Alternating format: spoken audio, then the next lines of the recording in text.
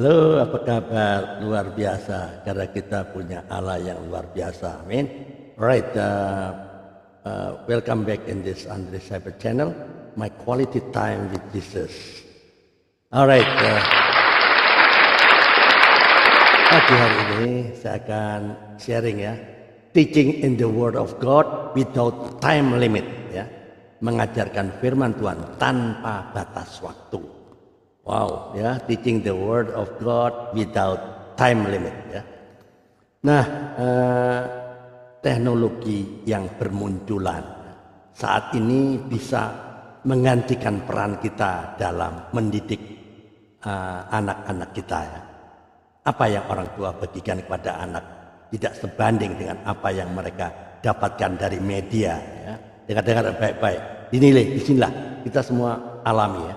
Pada akhir-akhir ini atau saat-saat ini ya, bisa dibayangkan ya bagaimana anak-anak dibanjiri dengan tsunami pengajaran yang tidak berdasarkan firman Tuhan setiap menit ya, bahkan setiap detik loh.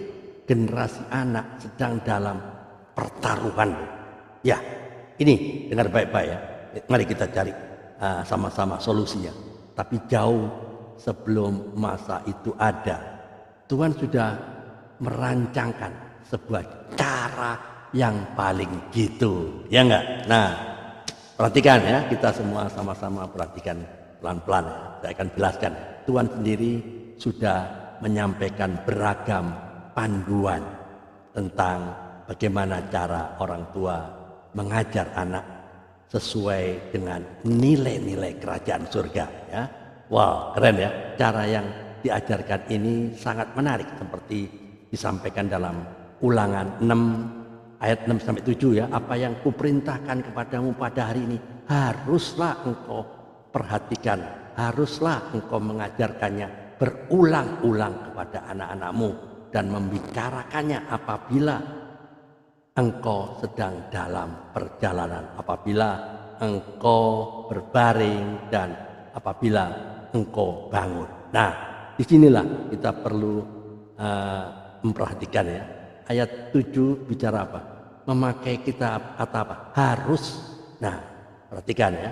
Yang artinya apa? Wajib dilakukan. Orang tua wajib mengajarkan anak-anak tentang berdoa atau tentang bagaimana mereka perlu membangun hubungan dengan Tuhan setiap waktu ya. Kita perlu ya. Perlunya apa? Mengajarkannya berulang-ulang, bahkan timingnya disebutkan dengan sangat jelas ya. Dikatakan bahwa apabila sedang di rumah, sedang dalam perjalanan atau berbaring maupun bangun ya. Ayat ini juga mengingatkan supaya kita melakukannya tanpa batas waktu ya.